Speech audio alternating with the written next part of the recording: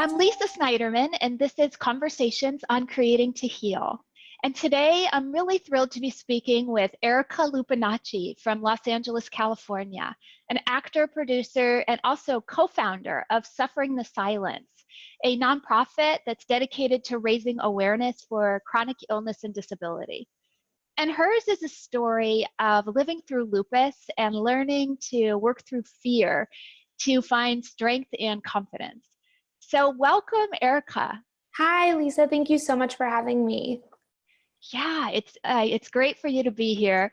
And I really wanted to kind of tell our viewers what it is. I said that you are both actor, producer, as well as a co-founder for a nonprofit. Mm-hmm. You perhaps have a little bit of a mission or a purpose for all of these things that you're doing that you might want to share. Yeah, so the Suffering the Silence mission is to use media storytelling to raise awareness for people living with chronic illness and disability. And I think that with my life and all of my work, I really want to support people and provide a place for people who feel different to connect with others that may understand their experience, and for them to kind of find a way to embrace who they are and find some happiness within that. Yeah, what a neat mission. And gosh, it's something that I feel like we really need, as somebody who lives with a chronic illness, it's so important to find our tribe and our community and to find others who can relate and identify and share stories with. That's great. Yeah, absolutely. Yeah. And just have somewhere, or at least the encouragement to talk about your experience, because the reason we really started this is that there's no place really in society for us to talk about illness, especially long-lasting illness. It's just something that we kind of shy away from, and just trying to encourage people to talk about that as it really helps you heal, I think. So it sounds like it's so important, to have a community and a place that we can turn to. And like you're talking about, there's not a lot of opportunities, especially a lot of things are focused on acute care, not necessarily on the support of people with chronic illnesses. Yeah, and I think acute, and also people that are living with terminal illnesses, which, of course, that's so important, and those people and their loved ones should receive support as well. But there's just so many people left in the middle that are just kind of forgotten. Yeah, no, it's so important. So I want to launch into your story. Everybody goes through different kinds of life challenges and sometimes illnesses that, help them to transform. And I'm curious what your story is and maybe how it's most significantly transformed you. Sure. Well, I started experiencing symptoms when I was 15, and it took about 3 years to get the proper diagnosis. I went undiagnosed for a while, then I was misdiagnosed, and it wasn't until I was very, very sick and hospitalized that I received the lupus diagnosis. And during that time, being a sick teenager in high school without an answer as to why was very difficult. It was hard for me to understand. It was hard for my friends to understand. It was hard for my teachers to understand. So I became very, very depressed. It was a really, really horrible time.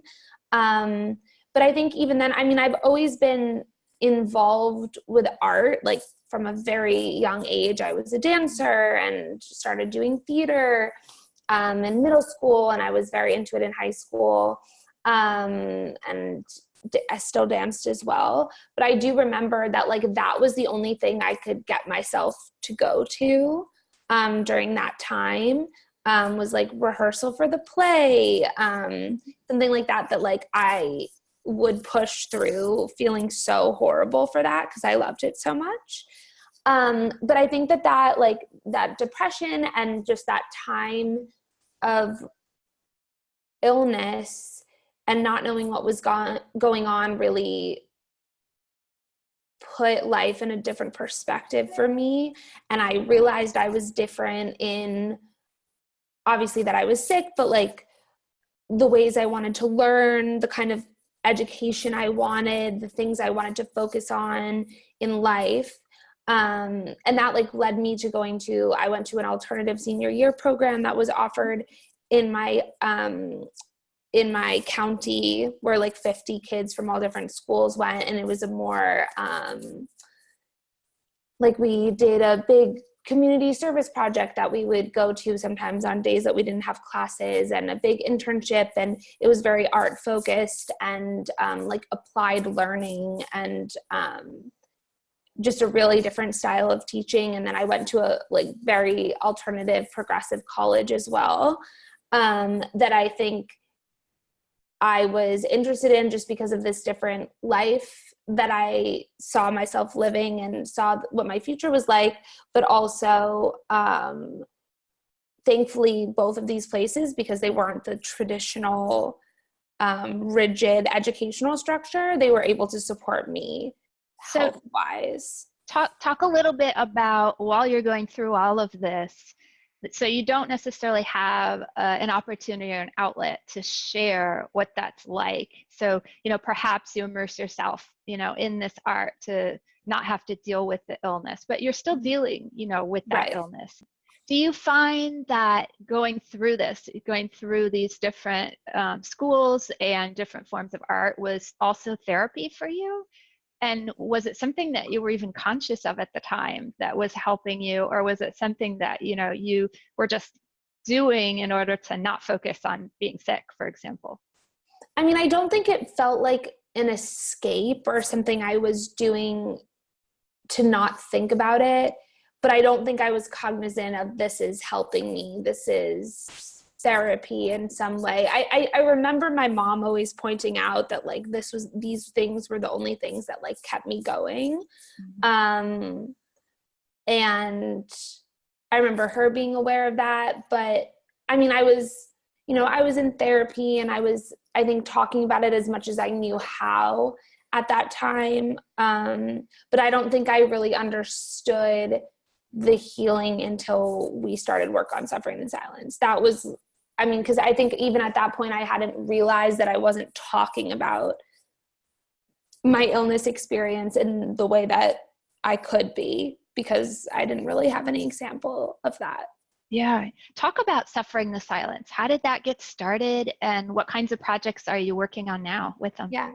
So Allie Cashel and I grew up together. We met doing plays in middle school, and we were best friends. And we both ended up kind of experiencing the peaks of our illnesses at the same time, our senior year of high school, her a little bit before me. But we were both very, very ill. And though we were best friends, like talked about everything, we're constantly together, we didn't really talk about what it felt like to be a sick person at 18. And once we both graduated college, we both moved into New York City, and Allie received a book deal to write about hers and other people living with Lyme, their experience. And I started helping her with publicity because I had a social media background. And we just kind of started like delving into the community that neither of us had really been involved in, and seeing that there were people that needed a place to talk about this, and that it was pretty crazy that we hadn't talked about it. So we just kind of started building it as an online community at first, and named it after her book. And as we got more involved in the community, we just saw that there was such a need for this, and we saw how much it was helping us to talk about our experience, that it just kind of grew. And we went on her book tour and went all over the country and to London, and we're meeting people that we had interacted with online, and just really getting involved in the community. And a few months after that, we decided to become a 501c3 nonprofit. That's so neat. You must have so much impact, and it must feel like, when you meet these people that you're helping, that must be such a great way to contribute. Yeah. And I think it's simple, right? Like one person even writing a sentence about their experience and like sharing it on Facebook, like that helps them. It's one person. And if we, we can help one person gain the confidence or just figure out a way to articulate their experience to their loved ones so that they feel better understood, like that's all that matters. Yeah. Well, I want to invite you to share a little piece of your art, there's something that you're doing or something with Suffering the Silence, so that our viewers can get a better sense and talk about, why it is that you're sharing it. Sure. Well, there's a few things that, the original project that we worked on was a portrait series that showcased, I think, 11 different people with different chronic illnesses. And we wrote their illness on their arm and they held it up to their mouth like they could be silenced by it, but then they shared a quote about their experience with the illness kind of breaking their silence. And that was kind of how we first got our start and got involved with people, and people all over the world were taking their own pictures like ours and sharing it. And it was just so amazing to see people. For a lot of people, it was like the first time they had ever come out publicly about their illness. It sounds so powerful. Yeah, I was so proud of it. And it still, I think, inspires a lot of the work that we do now.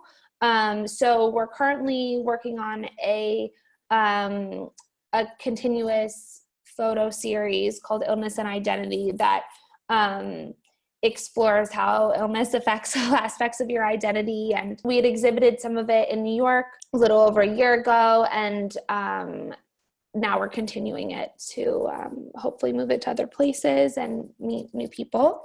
Wonderful. Yeah. And then we're in production on our short documentary series right now that I've been very involved in for the past few months, and I'm really excited about it. And again, it kind of touches on how illness affects aspects of your life, aside from just like the medical issues, and like how it affects dating and how it affects your career and like your support systems and your mental health. And trying to focus on those things that kind of everyone can relate to, even if you're not sick, but seeing how it deeply affects you when you do have a chronic illness. Yeah, that's amazing. I'd love to stay in touch, hear more about it. So thank you for coming on. But before we go, I'm sure that along your journey, you must have picked up some lessons, and maybe some life lessons that you can share just on, whether it's somebody who's going through something similar or even just illness in general. Yeah. I think something that I'm passionate about, and I think I learned from my mom, because my mom is a therapist. So very early on in my life, I was forced to talk about my feelings. And I used to make fun of her for it, but now I'm really grateful that like allowing yourself to feel pain and not trying to push it away will help you move through it faster and better and heal more completely. I think a lot of people, and I think just in our society, are told to avoid their feelings and to pretend it's not there, and to feel pain makes you weak. But I really think it makes you stronger. So when you're having a hard time, there are just days that like it sucks being sick. It really sucks. And to let myself cry about it and let myself be angry or whatever I feel. And then I usually feel better after allowing that to happen. So not fighting those feelings, kind of embracing them and letting them happen, and you will work through them. Okay, so embrace your emotions and don't fight the pain and the feelings. Yeah. Well, thank you, Erica, for coming on to Conversations on Creating to Heal. Thank you so much for having me.